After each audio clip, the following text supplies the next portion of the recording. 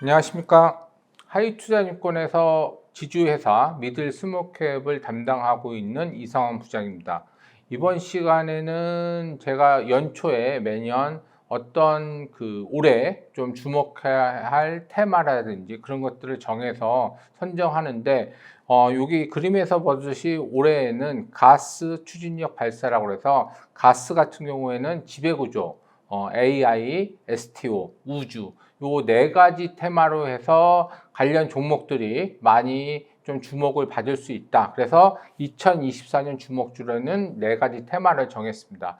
그래서 첫 번째부터 지배구조부터 시작을 해 보겠습니다. 먼저 지배구조에 대해서 말씀을 드릴 건데 지금 보시면은 이제 목차를 보시면은 코리안 디스카운트를 해소로 위한 2024년 지배구조 방향성에 대해서 먼저 말씀을 드릴 건데 표 5번을 보시면 13페이지 자본시장 제도 개선 주요 내용 및 추진 현황이 있습니다. 그래서 윤석열 정부 들어와서 자본시장을 제도를 개선하기 위해서 세 가지 방향으로 정해서 추진을 해왔고 앞으로도 이 세 가지 방향성에 대해서 추진을 할 거라고 보고 있습니다. 그런 측면에서 첫 번째는 외국인 투자자 접근성을 제고하기 위해서 최근에 나왔죠. 외국인 투자자 등록제 폐지에서 여권만 집어넣으면 번호만 집어넣으면은 바로 주문이 들어갈 수 있는 편리성, 외국인이 투자할 때 편리성을 증진시키는 부분이 있고, 그 다음에 외국인 통합계좌 활성화라든지,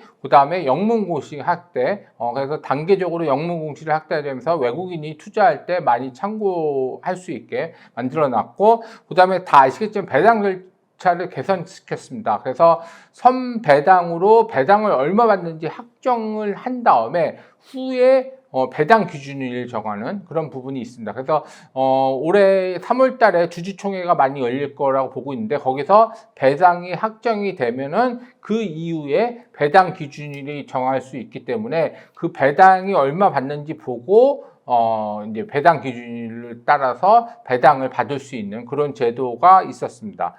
그리고 일반 주주 보호 강화를 위해서 물적 분할 제도를 개선을 시켰죠. 그래서 여러 가지 법상도 개선을 시키면서 주식 매수 청구권 제도를 만들었습니다. 그래서 물적 분할을 할 때는 그전에는 주식 매수 청구권 제도가 없었는데 주식 매수 청구권 제도를 도입을 했고 그 다음에 공시를 강화하는 입장에서 변화를 시켰고 최근에 내부자 거래 사전 공시가 자본시장법을 통과가 됐습니다. 그렇기 때문에 올해 7월 1일부터는 내부자가 뭐 매도를 한다든지 그렇게 할 때는 반드시 사전에 공시를 하고 표시될 수 있도록 만들어 놨습니다. 그 다음에 의무 공개 매수 제도와 같은 경우에는 50% 플러스 한 주, 그래서 무조건 어떤 회사를 인수할 때는 가령 25% 인수하더라도 나머지 25%에 대해서는 의무 공개 매수를 하는 제도입니다. 결론적으로. 그래서 그런 부분들이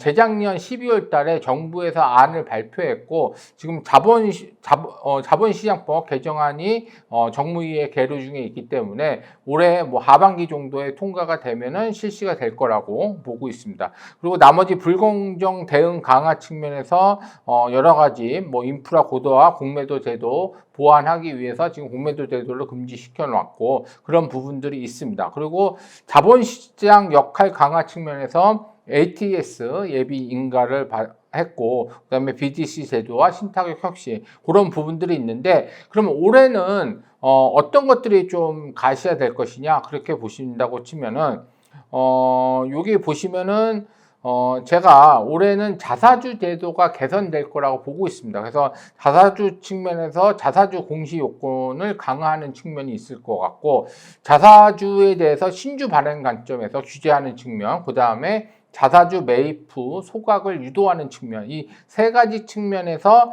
자사주 개선 정책이 가시화될 것이다. 원래 작년 1월 달에 정부에서 자사주에 대한 문제점이 있기 때문에 이런 개선책을 이제 발표를 하려고 했었는데 여러 가지 문제 때문에 아직 발표를 안 했는데 올해는 좀 가시화되면서 이런 자사주에 대한 개선 정책이 가시화될 것이다. 그렇게 보시면 될 것 같고 아까 말씀드렸듯이 18페이지 보시면은 이제 의무 공개 매수 정책이 좀 가시화될 거라고 보고 있습니다. 그리고 표 9번 보시면은 상속세율이 5단계 초과 누진세율로 되어 있습니다. 그래서 간단히 말씀드리면 30억이 초과되면은 50% 상속세율을 매기는 제도입니다. 그래서 이거는 2000년도에 개정이 됐고 지금 24년이 흘렀는데 지금 자산 가치가 2000년도 대비 엄청나게 많이 자산 가치가 올랐기 때문에 그전에는 부자에 한정돼서 상속세율이 매겨졌다면 지금은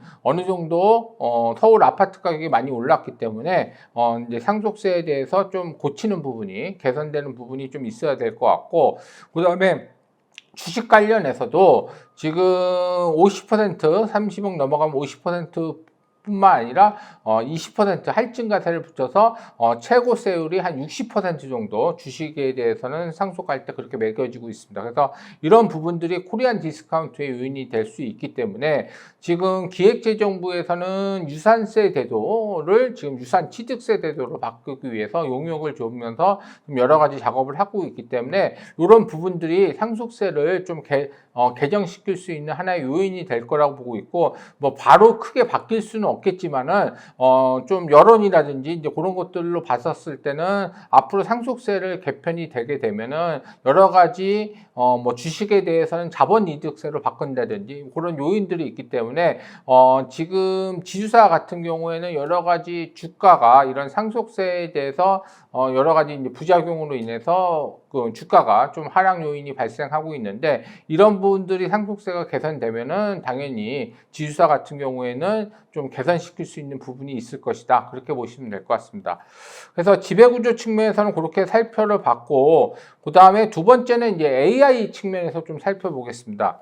AI 측면에서는 이제 결론적으로 말씀드리면은 재작년 11월 말에 챗GPT가 나온 이후에 여러 가지 AI 비즈니스가 지금 나오고 있습니다. 그런데 올해 같은 경우에는 이런 생성형 AI 기반으로 비즈니스 모델들이 활발하게 되면서 그런 시장이 커지면서 본격적으로 기업들의 이익을 벌 수 있는 환경이 되지 않을까. 여태까지는 AI 비즈니스에 대해서 이렇게 걸음마 당겼으면 올해부터는 이제 본격화되는 부분이 있는데, 첫 번째 시장은 B2B 서비스 시장이 많이 커질 거라고 보고 있습니다. 이걸 왜 말씀드리냐면, 생성형 AI로 뭐 개인들이 사용하고 기업들이 지금 사용하고 있지만은 기업들 경우가 받아들일 시기는 당연히 좀 1년이라든지 2년 있다가 이게 어떻게 돌아가고 있고 어떤 식으로 할 수 있는지에 대해서 살펴보고 기업들이 도입을 합니다.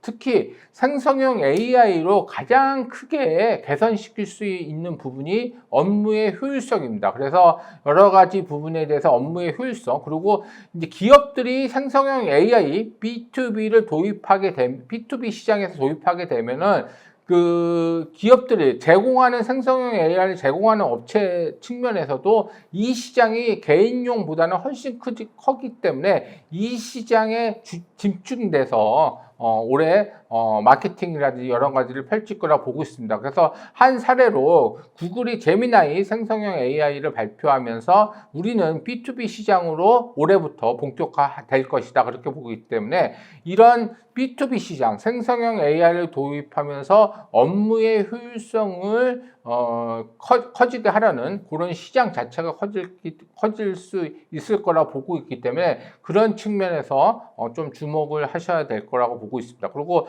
두 번째 측면에서는 그 온디바이스 AI 관점에서 보시면 될 것 같은데, 지금은 이제 스마트폰 자체가 거의 글로벌로 3년 동안 거의 역신장을 하는 부분이 있었는데, 올해부터는 기저효과로 스마트폰이 판매가 올라올 거라고 보고 있는데, 얼마만큼 올라올 것인지의 판매량이 그게 관건인데, 제 생각은 1월 17일 날 삼성에서 갤럭시 24를 발표를 합니다. 거기에 이제 차별화될 수 있는 요인들이 분명히 있었는데, 여태까지는 경기도 별로 안 좋았고, 그 다음에 차별화될 수 있는 요인도 별로 없었기 때문에 그런데, 지금은 온디바이스 AI라고 해서 스마트폰 내에서 생성형 AI가 돌아갈 수 있게 할 수 있는 기능들을 추가할 겁니다. 그래서 여태까지 챗GPT라든지 그런 그 생성형 AI 같은 경우에는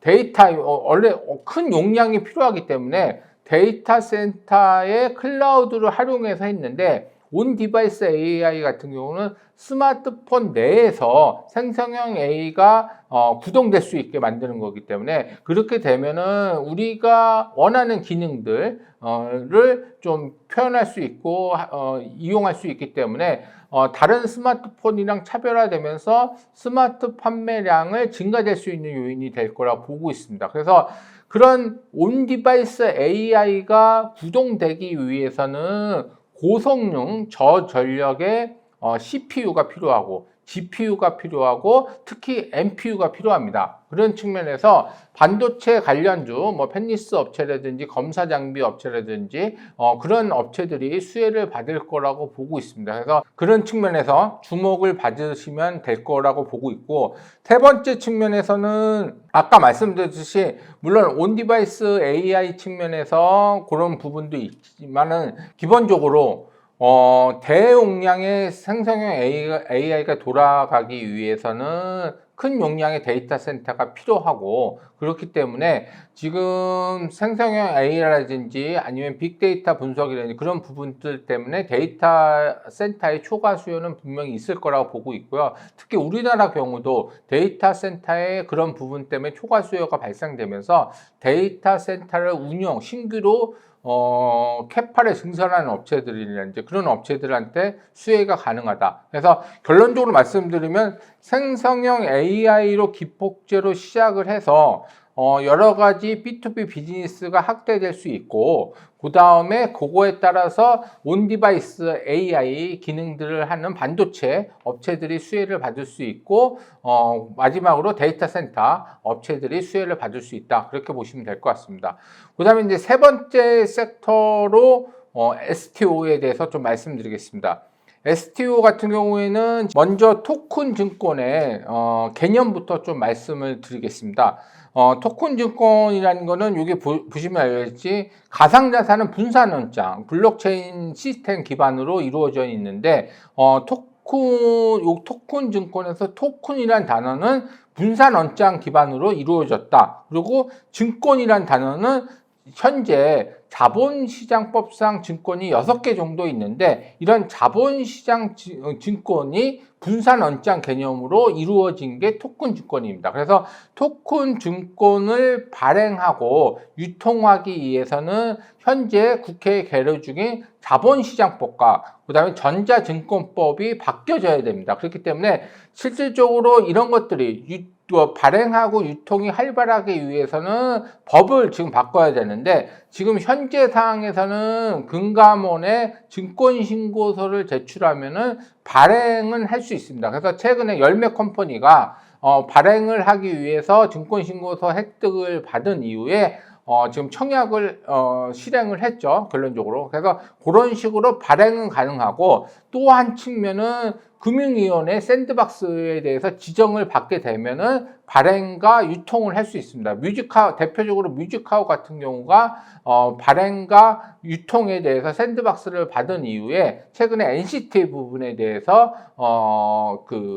발행, 그 다음에 유통 허가를 받은 이후에 지금 이제 지금 발행이 돼서 유통이 최근에 되고 있습니다. 그래서 그런 식으로 두 가지 관점에서 지금 비즈니스 모델이 이루어지고 있는데, 올해 하반기 정도에 법이 통과가 되면은 여러 가지 발행과 유통이 활발하게 이루어질 거라고 보고 있고, 증권사 같은 경우에는 유통 플랫폼을 만들어서 많이 할 것 같고, 그 다음에 중요한 거는 이게 활발하게 되려고 하면은 투자 계약 증권이라든지 비금전 신탁 수익 증권에 대한 그 기초자산이 가치가 올라갈 수 있는 기초자산이 분명히 있어야 됩니다. 그래서 IP를 많이 갖고 있는, 기초자산을 많이 갖고 있는 업체들에 좀 주목해서 보셔야 된다. 그렇게 보시면 될 것 같고, 끝으로 좀 말씀드릴 거는 우주 측면에서 말씀드릴 건데, 오늘 1월 8일 날 과학기술부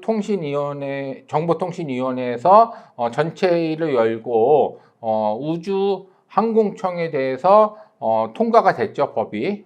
설립에 대한 법이 통과가 됐고, 그 다음에, 보시면은, 이제 법사위를 거쳐서 내일 9일날,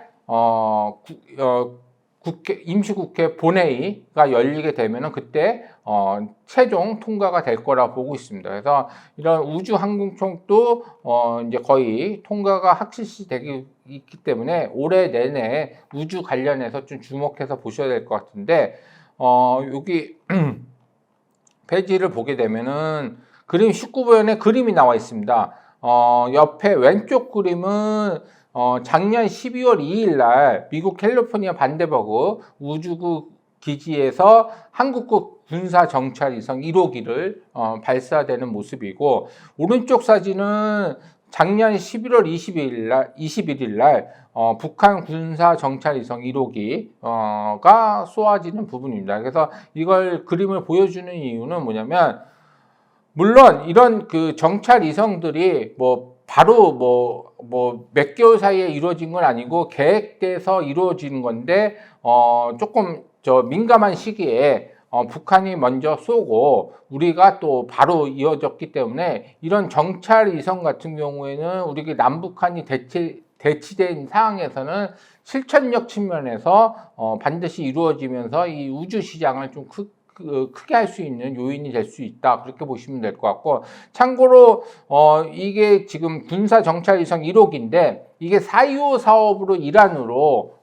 이루어지는 사업입니다. 그래서 작년 12월 달에 2호 전자광학 위성이 하나 띄워졌고, 나머지 샤 위성 같은 경우가 올해 4월 달에, 그 다음에 11월 달에 2기가 쏘고 2025년도에 2기가 쏘게 되면은 총 5기가 쏘아 올리면서 우리나라가 2시간마다 북한을 정찰할 수 있는 그런 포지션이 유치가 돼 있을 거라고 보고 있고, 그 다음에 또 이제 국방부에서 추구하고 있는 건 뭐냐면 27년부터 30년까지 총 44기를 쏘아갖고 북한을 2분마다 볼 수 있는 정찰 위성을 띄울 겁니다. 그래서 44기는 우리나라에서 이제 그 위성을 쏘는 부분에서는 가장 많이 기를 쏘기 때문에 이런 부분들을 계속 말씀드리는 거는 뭐냐면, 북한과 대치한 상황에서 물론 인공위성을 쏘는 부분들은 과학기술정보통신부가 하나의 한 축으로 운영하는 부분이 있고, 그 다음에 국방부가 운영하는 부분이 있는데, 특히 국방부가 운영하는 부분은 반드시 우리가 대치되어 있기 때문에 반드시 인공위성을 쏘기 때문에 우주 시장을 크게 할 수 있는 부분이 있다, 이렇게 보시면 될 것 같고, 오늘도 미국에서 달 탐사 선을 보내지만은 이런 전 세계가 우주 개발 아니면은 정찰 위성 그런 부분들에 대해서 많이 이슈화가 되고 있기 때문에 우리나라도 이제 올해부터 본격적으로 우주 시장이 커질 수 있다, 그렇게 보시면 될 것 같고, 민간 쪽에서 보신다고 그러면은 그 스페이스 X가 저궤도에 초소형 위성을 한 2,000개 정도 쐈기 때문에 올해부터는 요거와 관련해서 비즈니스 모델이 좀 가시화 될 거라고 보고 있습니다. 그리고 원액 같은 경우도 600개 정도 쌓았기 때문에 이제 민간에서는 이런 것들을 활용한 비즈니스 모델이 예상이 됩니다. 그래서 위성에 대해서는 두 가지 측면에 통신 위성이 있고 관측 위성이 있고, 국방 쪽으로 가면은 정찰 위성이 있는데, 이런 부분들이 세 개가 지금 복합적으로 해서 우리나라만 성장하는 게 아니라 글로벌 쪽으로 성장하면서 비즈니스 모델을 보고, 특히 우리나라는 정찰 위성 쪽으로 예산이 많이 투입돼서 가시적으로 우주 시장 크기를 커지게 할 거기 때문에 그런 부분들에 대해서 주목하셔야 될 것 같고, 또 말씀드릴 거는 아까 말씀드렸듯이 1월 8일 날 과학기술정보통신위원회가 열려서 우주항공청 설립에 대한 근거 법안을 통과시켰기 때문에 1월 9일 날 내일 임시국회에서 통과가 되게 되면은 우주항공청 같은 경우에는 올해 4월 정도에 설립을 할 거라고 보고 있고, 이게 중요한 의미는 뭐냐면, 우주항공청이 설립이 되면은 나사 같이, 미국의 나사 같이 우리도 민간에 이양할 수 있는 부분이 많이 생길 거라 보고 있습니다. 민간에 이양을 하게 되면은 보다 더 시장을 커지게 할 수 있고, 특히 아까 말씀드렸듯이 미국이 이제 올해부터 달 탐사에 대해서 아폴로 이후에 본격적으로 하기 때문에 우리나라도 우주항공청을 설립하면서 달 탐사를 본격적으로 할 거라고 보고 있습니다. 그래서 달 탐사에 관련된 발사체라든지 인공위성 아니면 달 탐사를 할 수 있는 기기들에 대해서 여러 가지 발주가 나올 거라고 보고 있어서 우주에 대해서는 올해 내내 주목을 하셔야 된다, 그렇게 보시면 될 것 같고, 요 네 가지 섹터에서 말씀드렸고, 종목들 짧게 말씀드리겠습니다.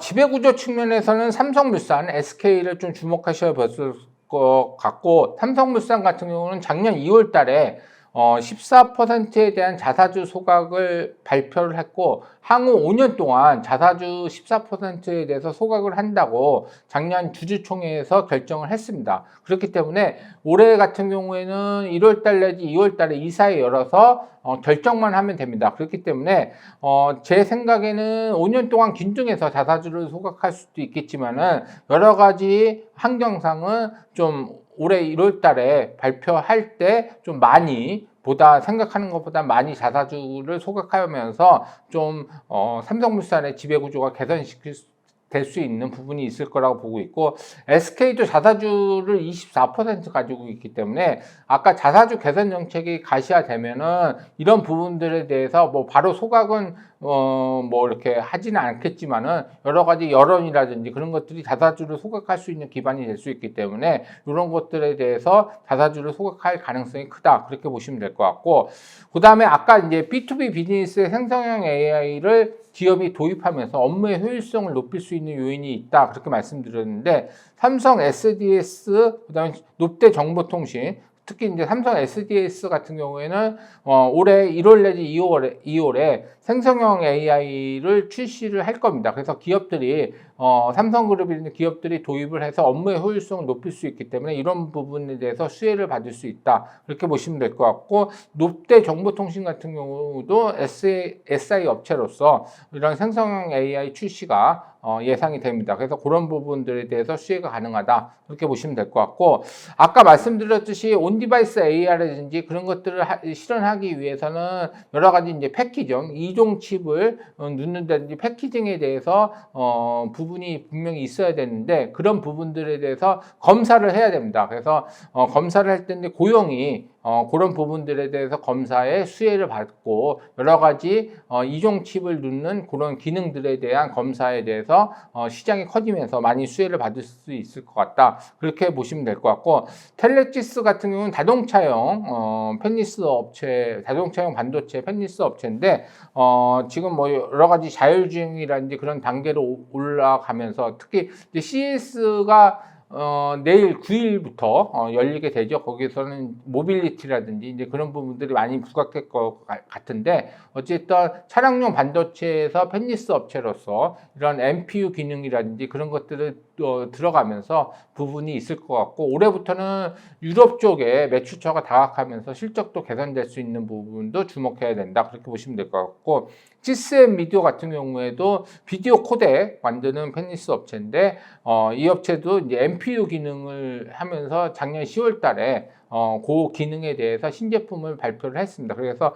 올해부터 MPU 기능이 부착된 그런 부분들이 마케팅을 하면서 좀 부각이 될 수 있는 부분이 있다, 그렇게 보시면 될 것 같고, KINX 같은 경우에는 데이터 센터를 운영하는 업체입니다. 아까 말씀드렸듯이 데이터 센터를 운영하면서 올해 5월 달에 과천 데이터 센터가 신규 캐파로 증설이 완료가 됩니다. 그렇기 때문에 이런 부분들이 하반기부터 매출 성장 가시화가 될 수 있다, 그렇게 보시면 될 것 같고, 이제 그리고 STO 측면에서는 아까 말씀드렸듯이 갤럭시 머니터리 같은 경우가 지금 기초 자산을 갖고 금감원에 한 3개 정도 증권신고서를 제출할 예정이고, 금융혁신위원회 샌드박스에 3개 정도 혁신 지정을 받기 위해서 지금 제출한 상태입니다. 그렇기 때문에 기초자산을 많이 가지고 있기 때문에 이런 것들이 향후 부각이 될 수 있다, 그렇게 보시면 될 것 같고, 우주 측면에서는 AP 위성이